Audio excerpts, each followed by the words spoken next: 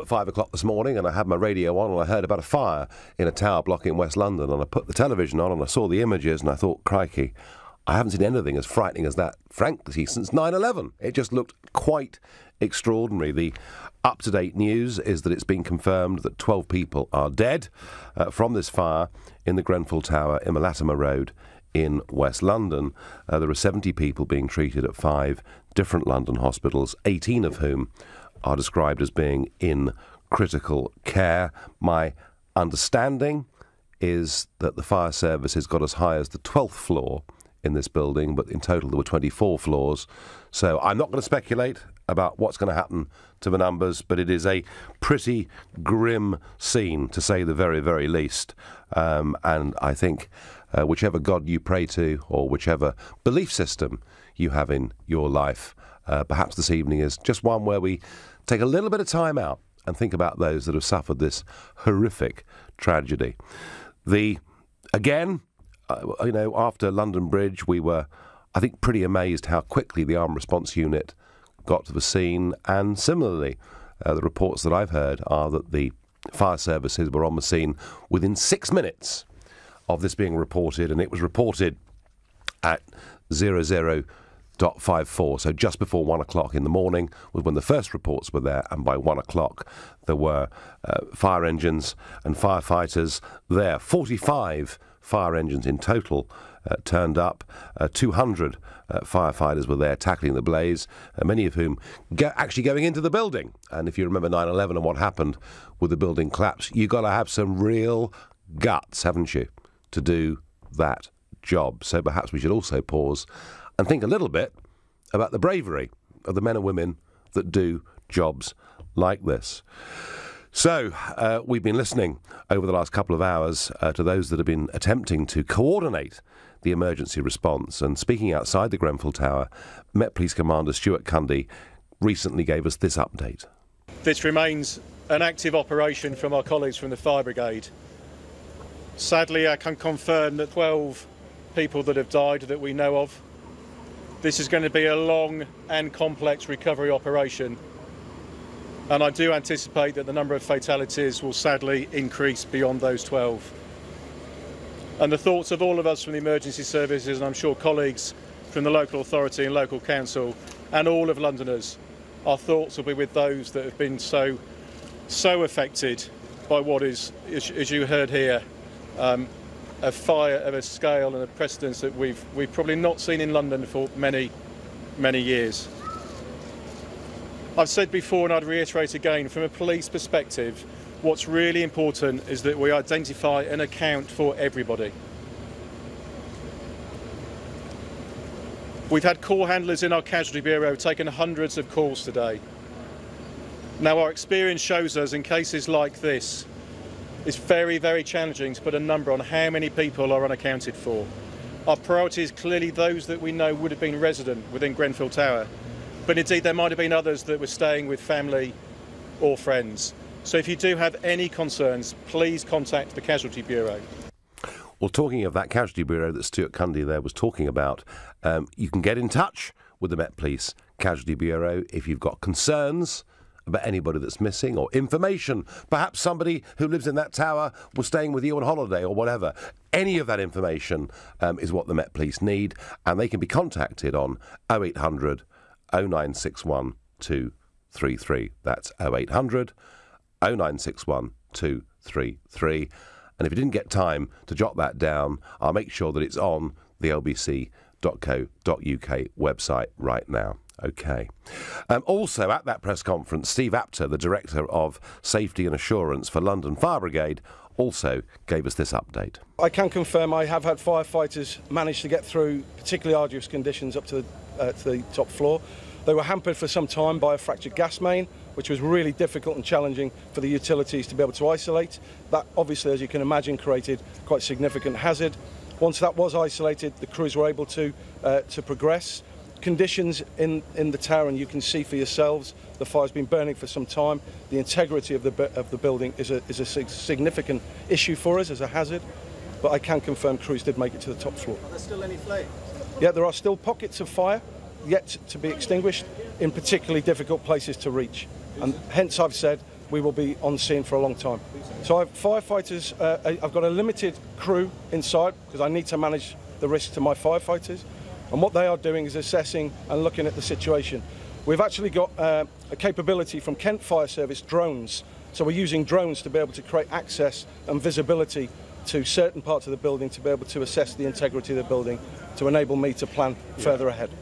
And once again, the Mayor of London, Sadiq Khan, has an horrendous incident to turn up to, and he gave his thanks to all those involved in this emergency. Here's Sadiq Khan. Also to pay tribute to the amazing emergency services from the fire service. We have more than 250 firefighters, many of whom have been here from the beginning, including the Commissioner. There'll be many more working during the course of the day. Many engines and machinery here, and fire service from neighbouring fire services helping us out today. Also, London Ambulance Service, more than 100 paramedics helping out during the course of the night, and more than 100 police officers. And it's worth reminding ourselves that when there are these tragic fires, these emergencies, there are literally emergency services, our firefighters running towards the fire, running towards the danger, whilst encouraging others to run away. We do know that a number of people have died, I'm afraid, and the Commander has given you the figures that we have. I'm afraid it's likely that the figures are going to go up. Well, as Sadiq Khan said, as the public are being urged to run away, the firefighters are running in there to deal with it. And I repeat what I said earlier, it takes real guts to do what those men and women do. Have to say, I'm not sure that I could do it. If you were in the area at the time, if you've been affected in any way by this tragedy, if you've at any point had any reason to be concerned about the fire risk in high-rise blocks that were put up in the 1960s or 70s, and bear in mind this particular tower block was built in 1974, but did have a sort of substantial refurb which took place last year. So if you've got anything to contribute to this argument, then do let me know on 0345 60 60973. You can text me at 84850. You can tweet me on @LBC. Not forgetting the hashtag Farage and LBC. And let's go live now to the scene, to LBC's reporter there, Patrick Hildred. Patrick, good evening.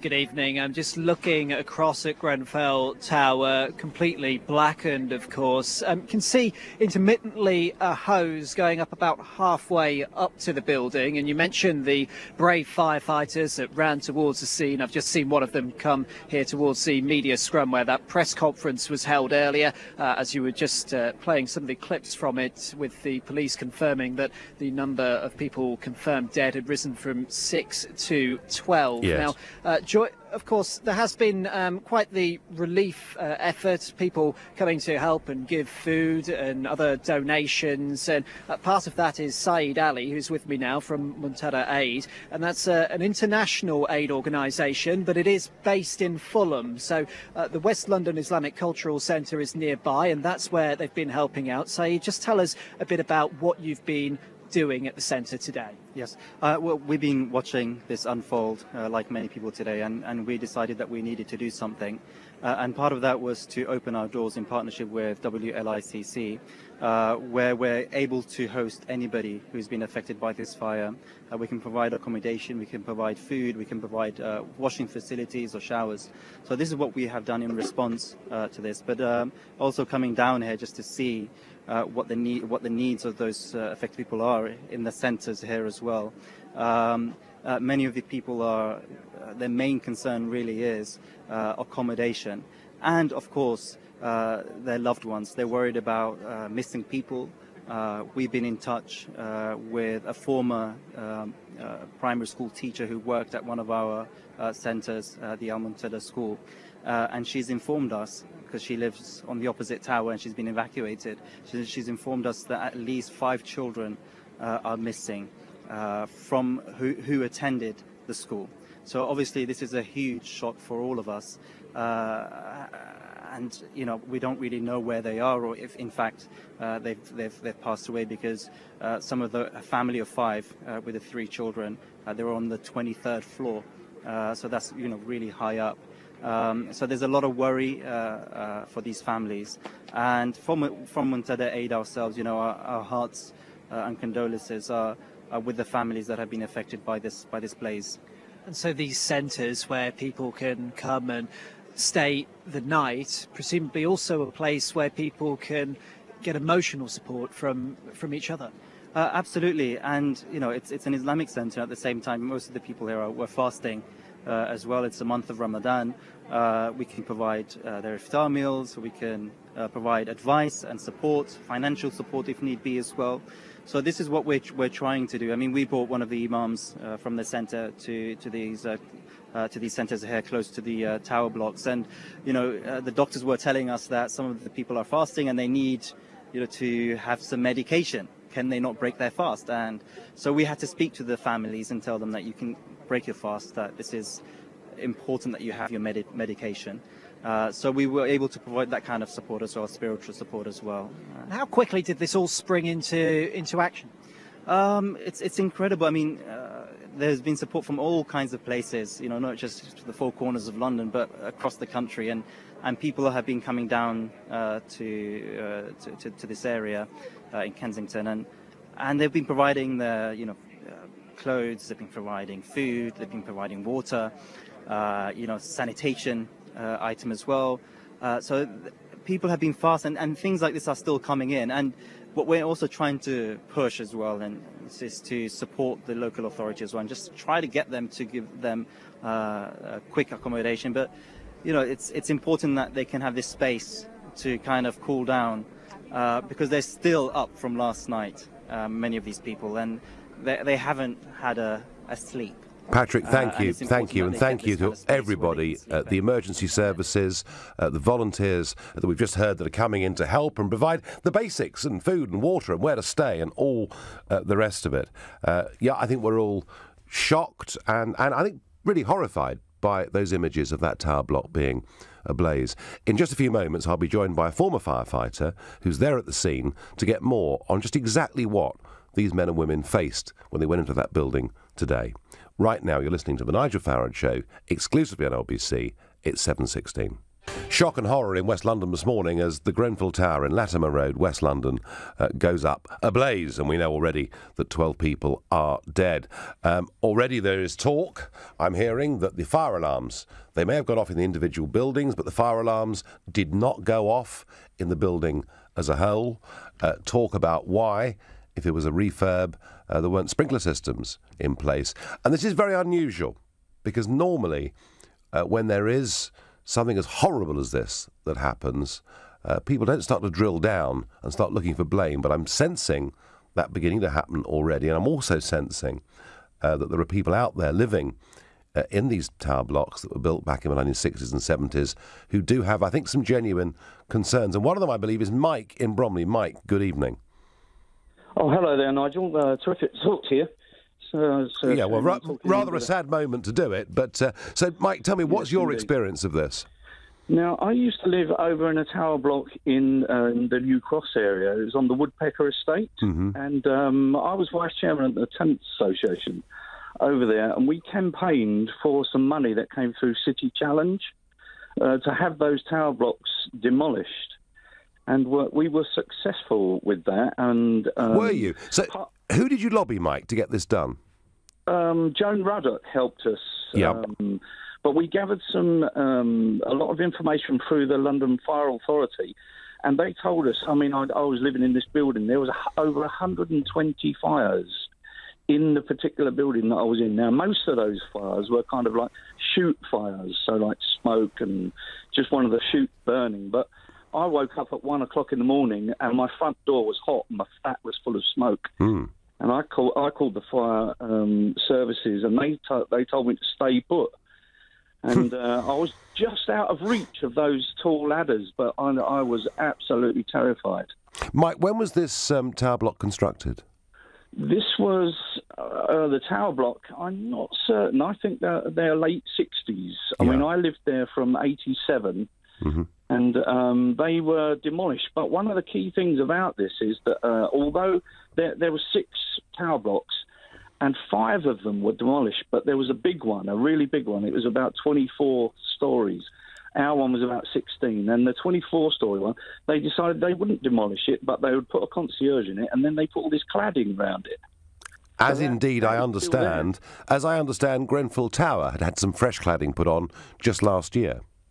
Yeah, I mean, this one's been going there. I mean, this is the only one out of all those 6 that were there, but that has got this cladding around it. I'm not sure if it's the same cladding. I don't know what those people think about now that are living in that building, but I'll tell you, I'm glad to have got out of that. Yeah, well, Mike, I think you raised a general concern, perhaps, about these tower blocks that were built in that period, and, you know, it is possible that not enough quite has been done. What we'll do, Mike, on that point about cladding, is we will go to an expert or two during the rest of this show, because there were some reports that suggested that actually the cladding itself got to a temperature and actually caught fire. Mike, I thank you for telling me about that and your experience and indeed success in getting some of these places knocked down.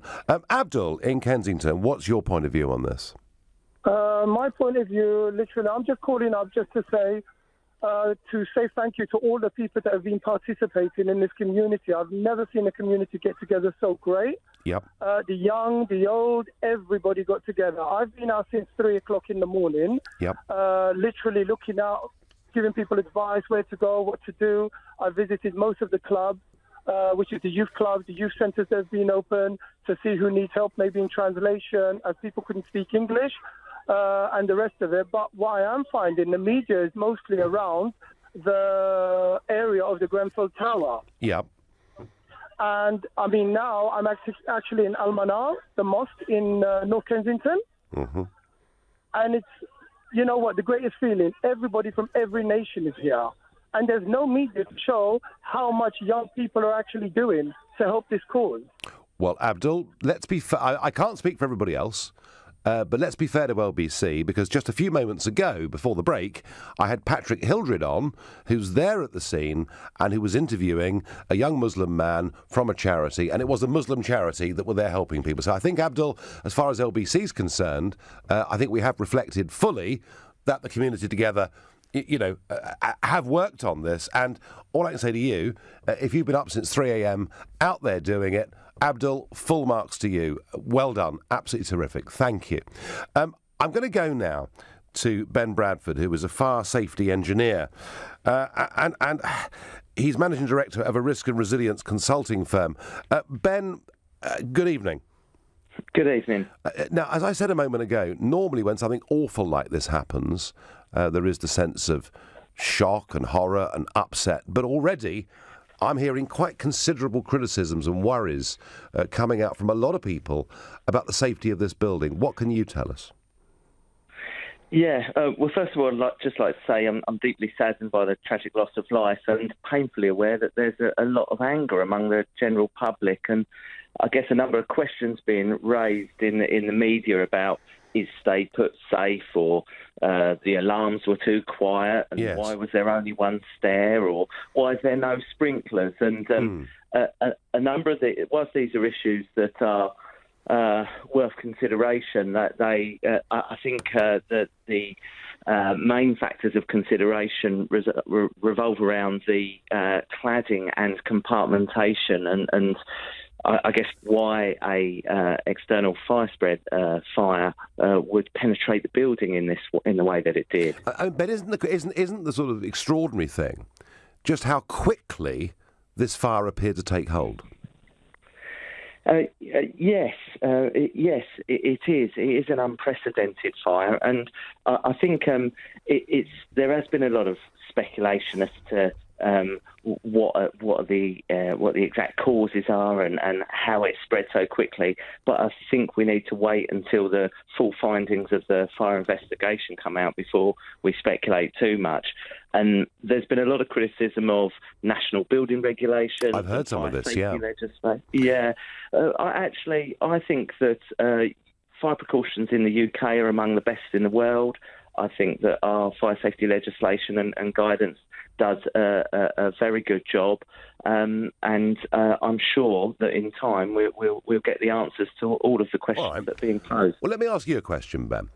this building put up in the early 70s, and there were a lot, weren't there? From the mid-60s to the mid-70s, there were quite a lot of this type of building put up. If you compare, as an expert, the risk of those buildings compared to a new build, are the older buildings less safe? Not necessarily. Okay. Older buildings can be of solid construction, and I think generally people are safer from fire in their homes than at any point in recent history. This is a tragic event that is unprecedented. And the purpose of legislation is not to bring old buildings into compliance with modern standards. It's really to take a risk-based view and decide what fire precautions are necessary. No, Ben, I understand you can't eliminate all risk. I also, would have thought when the argument about sprinklers comes into play, I mean, presumably putting sprinkler systems into every flat would be a very, very expensive thing to do. Well, there is, of course, a cost to sprinklers, and we've got to kind of weigh up our knowledge of fire safety, and this is unprecedented that fire has spread from one compartment to another, and we've got multiple compartments on fire because blocks of flats are usually designed as single compartments, and we don't expect fire to spread from one compartment to another because they're designed to withstand that. So sprinklers do a very good job of putting out fires, but they may not be effective in fires within cavities, for example, because sprinklers just aren't within cavities. And the other thing is that there were studies that were undertaken a number of years ago now that looked at where fatalities occur and why, and a large proportion of the fatalities occur in the room of fire origin, where the fire starts. And of course, it's not usual for people to die due to flame. It's usually the smoke that's the killer, and of course sprinklers are activated on. Ben, would you advise people not to rush to judgment on this? Is that really what you're saying? Let's wait. Let's find out the facts. This could well be just a freak, horrendous accident. I would say let's not make hasty assumptions, and they're not helpful to the objectivity of the investigation that's yet to follow. Okay. Ben, I'm going to have to stop you there. Thank you. That was Ben Bradford, a fire safety engineer, managing director of BB7, a risk and resilience consulting firm. In a few moments, LBC's political editor Theo Usherwood will be here to get some of the political reaction to this horrible event. You're listening to The Nigel Farage Show, exclusively on LBC. It's 7:30, and as the stories come in about the fire at Grenfell Tower in Latimer Road, West London this morning, we're all pretty shocked and horrified. One or two people are rushing to judgment, and we just a moment ago had, a fire expert on saying, hey, just give this time, let's wait and see. It looks like one of those really odd, freakish, horrendous accidents. Joining me now is LBC's political editor, Theo Usherwood. Theo, is there some political kickback to this already? There is, Nigel, and that's for the simple reason that following a fire at a block of flats back in 2009 of South London in Camberwell, a place called Lakanal House, there were some recommendations made by a coroner, which included the mandatory installation of a sprinkler system. And as a result of that, there was a recommendation by an all-party parliamentary group headed by a man called Ronnie King, a former chief fire officer, who said that the government should implement these changes. Now, it got kicked on from one housing minister to another housing minister, and the last housing minister to consider this but do nothing was a man called Gavin Barwell, who happens to be the new chief of staff to the Prime Minister, Theresa May. Now, I was speaking to Jeremy Corbyn earlier on today, and he said there were searching and difficult questions for the Tories on this issue, and he also raised the spectre of public spending cuts, Nigel, which of course... Isn't that a bit premature, Theo? Kickback. Yeah. And you're quite right to say that, Nigel. Yeah. You're quite right to say that. That prompted kickback from other political parties who were saying, exactly how can you link cuts to the emergency services, to the NHS, to housing or whatever, to this fire? And there was he rode back on that. Mr. Corbyn rode back on that. Has there been, Theo, any statement from Gavin Barwell? Not yet. The Prime Minister just issued a very short statement through her spokesman, saying that she was deeply saddened by what had happened. It was, a straightforward statement. She hasn't appeared in front of the television cameras yet. That may, of course, change. And of course, she also said that the government was convening I should say the government, I mean, it's the Conservative Party at the moment because there is no government, was convening the Civil Contingencies Committee, which is, a conglomeration of experts who can work out how to support the emergency services as they go through the very dire, grim task of having to investigate this fire in West London. Yeah, and Theo, while you're with me, within the last hour or so, Tim Farron has resigned as leader of the Liberal Democrats. Let's just listen to what Farron said. Now, I am a Liberal to my fingertips, and that liberalism means that I am passionate about defending the rights and liberties of people who believe very different things to me. There are Christians in politics who take the view that they should impose the tenets of their faith on society. But I have not taken that approach because I fundamentally disagree with it.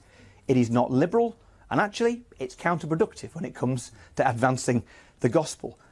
Even so, I seem to have been the subject of suspicion because of what I believe and who my faith is in which case we are kidding ourselves if we think we yet live in a tolerant, liberal society.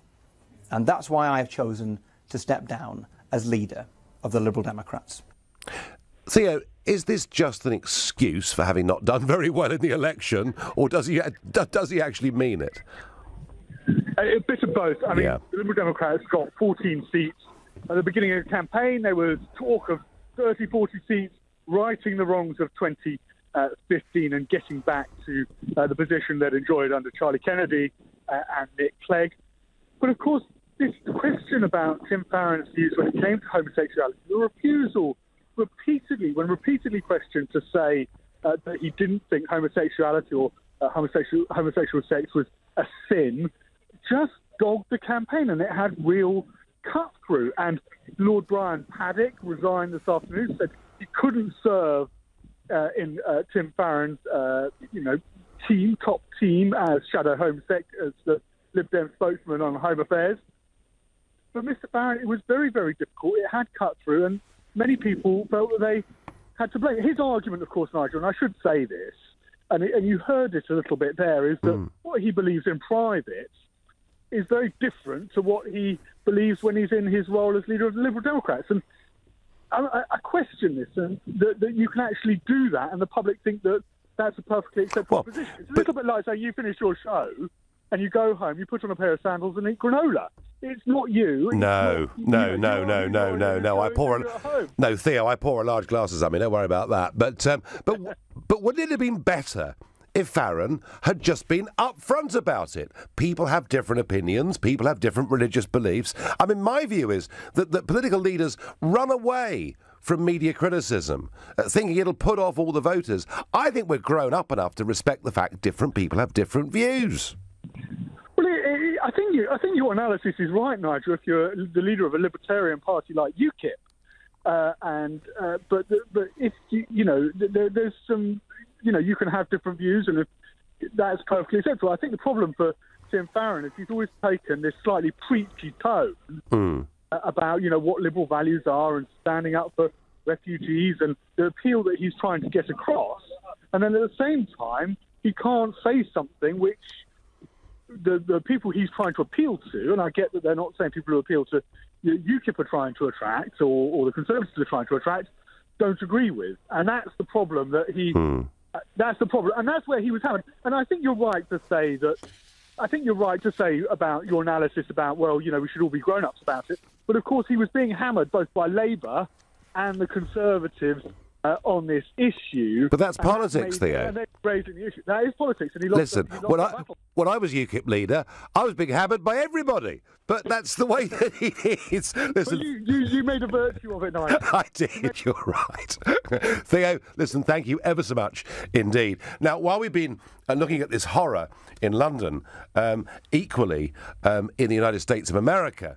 There's been a really unusual and pretty horrific incident, and I'm going to cross to Simon Marks, LBC's Washington correspondent. Simon, we've not really heard much about this story, but a gunman has been out firing bullets at a member of Congress. Tell us more.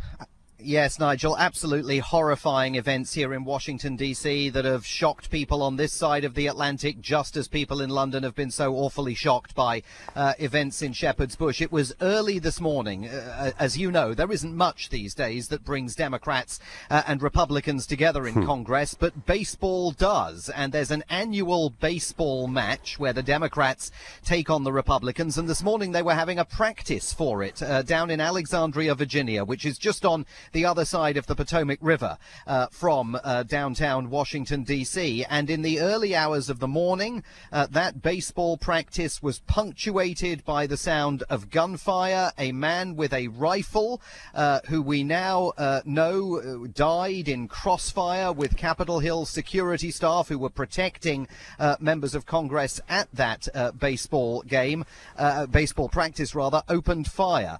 There are conflicting reports about whether he asked other spectators to identify Republicans among the players on the field, but certainly we know that a prominent Republican lawmaker, Congressman Steve Scalise, he is the Republicans' whip in the House of Representatives, so a powerful and important Republican figure, was among the 5 people injured. The other 4, we believe, were Capitol Hill security staff and congressional staffers, and the gunman has now been identified here as James Hodgkinson, a man who left a long social media trail behind him, very critical of President Donald Trump. He had campaigned for Bernie Sanders during last year's presidential election when Bernie Sanders, the socialist senator from Vermont, was battling Hillary Clinton for the Democratic Party nomination. Bernie Sanders has said he's shocked and appalled by what has happened. President Trump addressed the nation just a few hours ago and expressed his grave concern about events, saying that he was a good friend of Congressman Scalise and he was sending best wishes to all of those people who had been affected by this. But security now tighter at the U.S. Capitol than it has been as a result of all of this. I think there's some relief that this wasn't related to any kind of international terrorism, but also concern, of course, that this does appear to have been a case of domestic political violence. Yeah, horrendous. And as you say, politically motivated. Another deeply unpleasant story. Simon, I thank you, and I'll be with you in your Washington bureau tomorrow, where I will broadcast the show from. Thank you very much indeed. In a few moments, we're going to cross to my fellow LBC presenter, Matt Stadlen, who lives very close to Grenfell Tower, and he'll give us a bit of a feel of how the local community has reacted to all of this. Right now, you're listening to The Nigel Farage Show, exclusively on LBC, and it's 7:45. We're talking about the horror of the Grenfell Tower catching fire dramatically at 1 o'clock this morning in Latimer Road in West London. 12 people already that we know of dead, 18 in a critical condition, and nearly 80 people scattered across 5 London hospitals. But I want to do just one more political story. We talked about Tim Farron standing down his resignation and him saying, and OK, they did not get the number of votes they wanted, but saying that actually, being a Christian, he found it being completely impassable, that he couldn't do that and be leader of the Liberal Democrats, which I have to say I think is really a bit sad. Another story here that the Mirror are reporting that I think is pretty extraordinary. The Shadow Chancellor, John McDonnell, has called for 1 million people to take to the streets to force Theresa May from power. He urges protesters, get out on the streets in support of Labour's anti-austerity message. Well, and build pressure for another election. I'm sorry, Mr. McDonnell, but we had a general election last week, and we had results. And unless you think there's anything wrong with the way in which that election was conducted, and you haven't said so.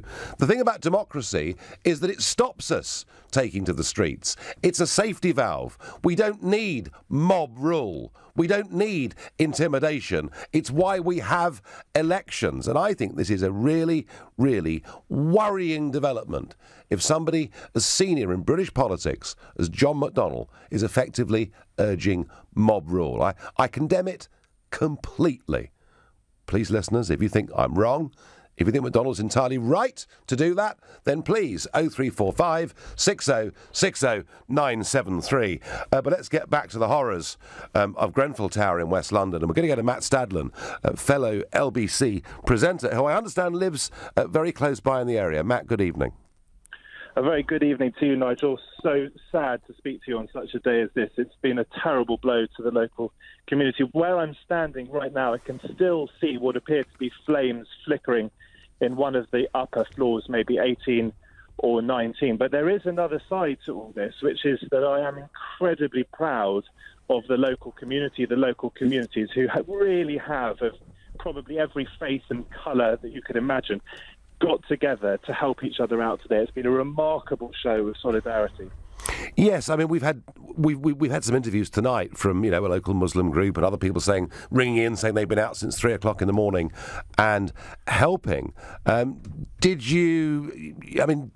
What time were you aware of this tragedy was unfolding? Well, I heard a helicopter late last night and thought it must be a local burglary. It was only this morning when my fiancée woke me up with terrible news.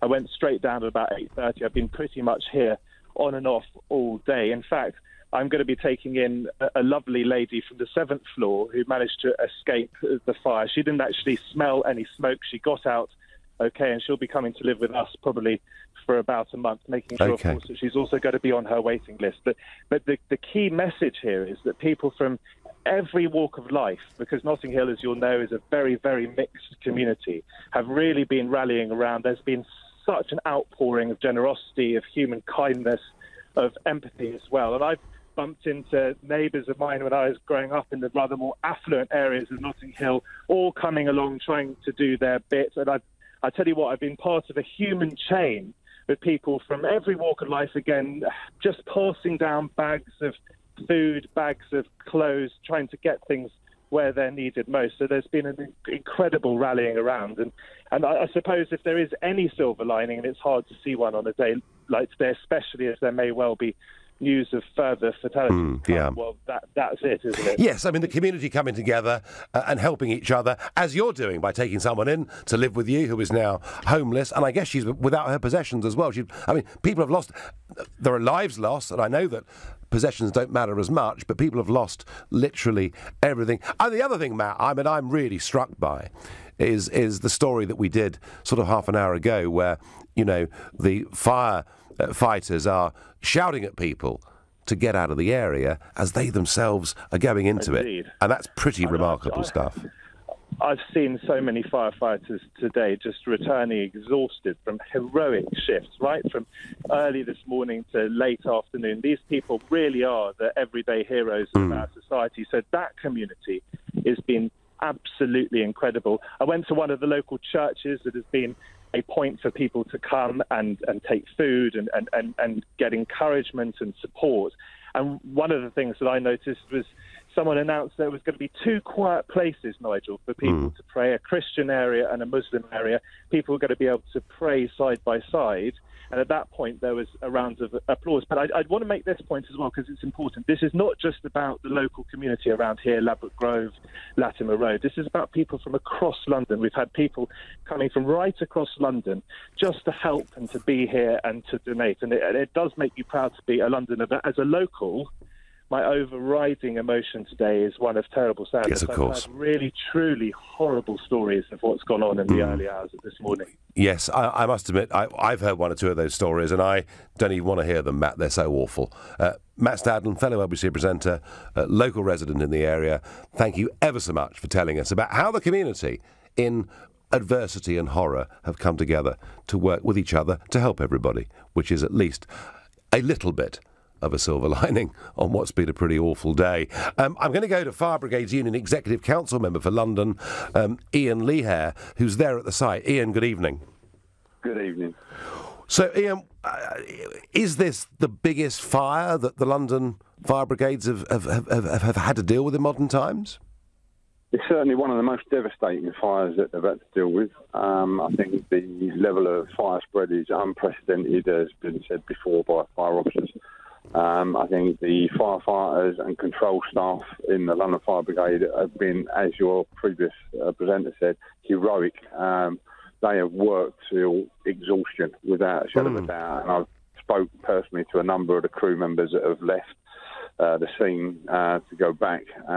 Bearing in mind, many of these are supposed to be back on duty tonight, and they've been here from the early hours until late afternoon. Was there ever, Ian? They are exhausted. Ian, was there ever a thought that might have crossed people's mind that maybe this building could collapse at some point? I think there's been some speculation about the building potentially collapsing, but I've been reassured by senior managers that the structural engineer has been on site all day, that they say that it has been safe for our members to go into the building and to carry out their duty, which they've done tremendously. Tell me, on a human level, Ian, how on earth do you train people? For, they're professionals and they're trained. How are you trained? What? You don't train them. How could you? I mean, you couldn't possibly replicate this in training, could you? You can't train them for this. You can only train them to make them professional, to go in there and use the tools of the trade that they've got available to them. And once they're in there, they will do their best efforts and they will put their lives on the line. Just as I've seen today, I've seen people coming out there that frankly should not have been in there because they were so exhausted, but they would not. They would not refuse to go in. They've gone in there because they knew people needed them. And Ian, we've talked to fire safety experts, one of whom has suggested that we should not yet rush to judgment on what has happened here, but others, as you will have heard, expressing concern that even this building, there were some concerns expressed about last year. I mean, are you in any way concerned about these 60s and 70s high-rise blocks? I'm not concerned about the structure of the buildings built in 1974 or 60s. I am concerned about the way the standard of refurbishment's been done, because if they're refurbing these buildings, then surely in the 21st century we should be starting to install sprinkler systems into these buildings. So I do think that needs to be part of the inquiry that will come out of this. I think we're going to hear a lot more about that, Ian. Thank you very much. And I've got time for one very quick call from Notting Hill Gate. Aziz, good evening. Good evening, Mr. Nigel. How are you? Well, I'm all right. Obviously, pretty upset for everybody living in your part of the world. What are your observations, Aziz? Well, I mean, I live in one of the towers in the area, and a couple of things I can, say that has been, or I've seen personally, because in my own flat, take for example, the fire alarm doesn't work. Yeah, so and again, we heard stories about that. And Aziz, we're running out of time. You've got 25 seconds. What was the other point you wanted to make? Well, the other point I wanted to make is about the antisocial behaviors on the staircase. So even when you want to get out of the house, to get out of the building, there might be some things in the stairs that might scare you out. So it's a case of clearing those places and ensuring that people have safe access to get out of the building should, fire comes up in other towers. Well, I hope, Aziz, there were no cases of that last night. Listen, I'm sorry, we've run out of time. I'm going to have to let you go. But the point there being made by Aziz, fire alarms not working, and that is a story that we've heard from today. My final thought on this is, it is, I think, much too early for anyone to rush to judgment. It may well be there are people at fault. It may well be not enough was done. But, sometimes accidents happen. Sometimes terrible things do happen in life. We shouldn't rush to judgment. But I think what we all should do, whatever our belief systems or faiths or religions, we should all tonight, before we go to bed, just spare a thought for these people whose lives have been literally destroyed today in this horrible fire. You've been listening to The Nigel Farage Show on LBC. I'm back tomorrow evening from Washington at 7. Coming up at 10, it's